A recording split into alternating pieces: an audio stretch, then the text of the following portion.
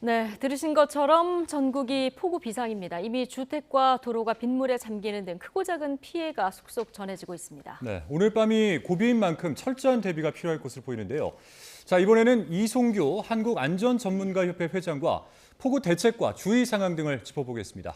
어서 오시죠. 네, 어서 오십시오. 안녕하세요, 이송규입니다. 예, 자, 어제부터 내린 폭우 때문에 현재 이 얘기부터 좀 해볼 텐데요. 강남 쪽 한복판에 신축 아파트가 침수가 되는데, 네. 자, 이거는 뭐 설계가 미비한 겁니까? 아니면 관리가 부실했던 겁니까? 어떤 이유로 보십니까? 어떤 여러 가지 원인을 추측할 수가 있거든요. 네. 우리가 침수가 지금 됐다는 얘기는 지금 내리는 빗물하고 빠지는 배수량이 적었기 때문에 쌓이는 것이거든요. 그렇죠. 그래서 배수 관로를 크게 하는 경우가 있습니다. 예. 그러나 만약에 배수 관로가 크더라도 입구가 막히게 되는 수가 있거든요. 예. 입구가 쓰레기에 막힌다든지 아니면 담배꽁초 아니면 주변에 그 공사 잔해물들 있지 않습니까? 이런 것들이 막혀버리면 예. 아무리 배수 관로가 크더라도 또 침수가 되는 그런 상황이 발생되기 때문에 예. 원인은 여러 가지로 예측할 수가 있겠습니다. 예.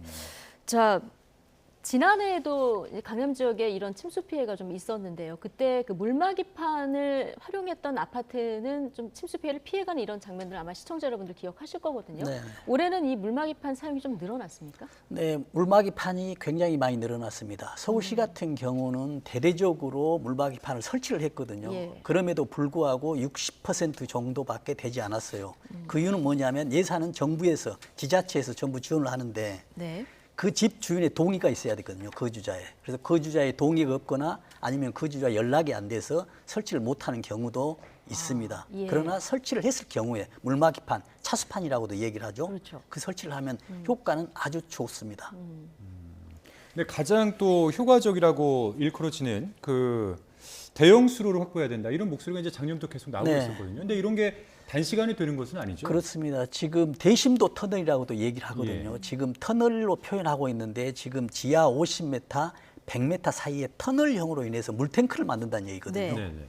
그래서 지금 이걸 공사를 착수를 서울시에서는 하고 있습니다. 하고 있는데 1단계, 2단계로 나누는데 1단계는 27년이에요.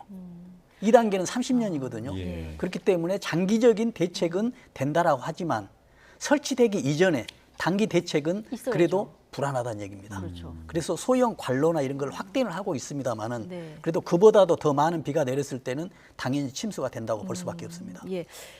이전에는 비가 많이 내린다고 해도 1시간에 뭐 100mm가 넘게 내리는 그런 장마는 쉽게 보지 못했었던 그렇습니다. 시절에 이런 기준이었을 테고요. 지난해는 시간당 140mm 네. 정도 비가 내렸기 때문에 굉장한 이제 비 피해를 서울에서도 경험을 했는데 특히 강남역, 사당역 이런 지역이 좀 물 침수 피해가 잦거든요. 이건 왜 그런 겁니까? 우리가 보통인데 강남역을 그 항아리 지역이라고도 이렇게 예. 하거든요. 강남역 주변에 양재역, 또 역삼역, 뭐 서초교대역 이 역을 보면 굉장히 제일 낮아요. 강남역이. 역삼역 기준으로 하면 17, 8m 차이가 납니다. 그러다 보니까 물이 모일 수밖에 없는 예. 것이거든요. 물만 모이는 게 아니라 쓰레기나 이런 잔해물들이 모이기 때문에 네. 지대가 입구를 낮으니까. 그렇죠. 예. 막고 이러면서 이제 침수가 기하급수적으로 이제 늘어나는 그런 상황이라고 볼 수가 있겠습니다. 네. 그러니까 오늘 또 밤에도 많은 비가 예보된 만큼 또 지난해 저희가 보면은 반지하 지역에 거주하시는 분들 중에 이렇게 피해 많이 당하신 분들 계시잖아요. 네. 오늘도 이제 마찬가지로 불안해하실 텐데 네. 어떤 대비를 좀 세워야 될까요? 지금 올해 서울시에서 처음으로 도입한 제도가 있습니다. 지금 5호 담당자라 해서 예. 가장 취약 지역의 지하주택의 노약자분들은 5호가 한 1호 그분을 이렇게 보호하는 이런 네. 소통하는 그런 제도가 있고요. 예. 또 하나는 이번에 이제 제도적으로 지금 침수 예보제와 경보제가 있거든요. 예. 그래서 침수 경보제는 각 지자체별로 그 지역에 대해서 침수 경보가 되니 경보 발령을 하면 무조건 이제 대피해야 된다는 그 생각을 해야 됩니다. 그래서 기상청에서는 어제 극한 호우 그 재난 예. 긴급 문자도 보냈지 올해부터 않습니까? 도입이 된 거죠. 네. 예. 또 서울시에서는 별도로 이하 별도로 침수 예보 경보제도 해요. 예. 그러나 어제는 침수 경보제는 발생하지 않았어요. 그만큼 조금 이제 그 지역에 대해서는 위험도가 낮다라고 생각하는데 아마 내일 정도 되면 또 발령할 수가 있기 때문에 예. 서울시에서 침수 경보제가 발령됐다라고 한다면 지하에서 거주하는 주택에 거주하는 주민분들께서는 필히 대피를 해야 되지 않을까라는 생각을 합니다. 행정안전부에서 보내는 문자도 있을 테고요. 서울시에서 재난 문자가 오는지도 좀 확인을 해야 되겠고요. 오늘 극한호우 관련한 문자를 받으시는 지역도 있을 네. 것 같은데 아무튼 문자 좀 꼼꼼히 확인하셔야 될 것 같고요. 자, 침수가 된 다음에 침수 지역에서 이제 복구를 하려면 물빼기 작업도 해야 되는데 이럴 네. 때 반드시 이제 고무 장갑뿐 아니라 그렇습니다. 고무 장화를 신어야 되는 그렇습니다. 거잖아요. 왜냐하면 고무 장화를 신는 예. 이유는 지금 감전 때문에 그러거든요. 예. 그래서 원래 침수된 지역에 들어갈 경우에는 전기 코드를 꼭 빼야 되고요. 그래서 감전을 피해야 되거든요. 예. 근데 또 한 가지 주의해야 될 거는 만약에 지하 주차장에 들어갔을 때 장화나 이런 걸 신으면 좀 깊이 하도록 해야 됩니다. 왜냐하면 장화에 물이 들어갔을 경우에 더 대피하는 데 어려움이 있거든요. 아, 그래서 이런 그런- 것들은 상황에 따라서 예. 좀 신속하게 대책을 해야 됩니다. 네. 저희가 또 작년에 보게 되면 지하 주차장 침수 피해가 또 있지 않았습니까? 포항에서. 네.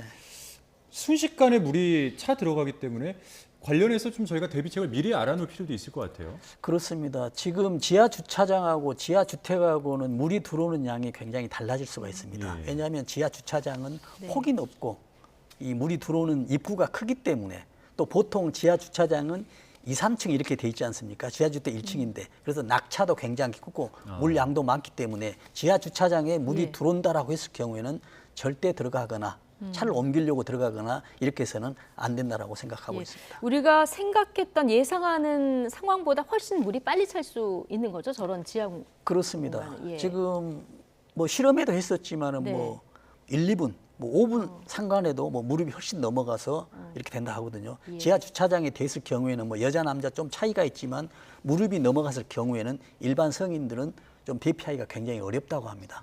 그래서 그 속도가 굉장히 빨라지거든요. 예. 무릎 정도가 넘어가는데. 그렇죠.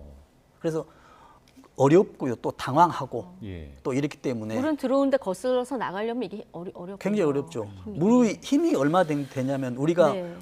1입방미터라고 하면 가로 세로 1m, 높이 1m 하면 1톤입니다. 네. 1000kg이거든요. 예. 굉장히 물이 힘이 수압이 셉니다. 예. 그래서 그 물이 내려온다고 했을 때는 그걸 거슬러 올라가야 되거든요. 경사도 있기 때문에. 예. 그래서 사전에 철저한 준비가 꼭 필요합니다. 예.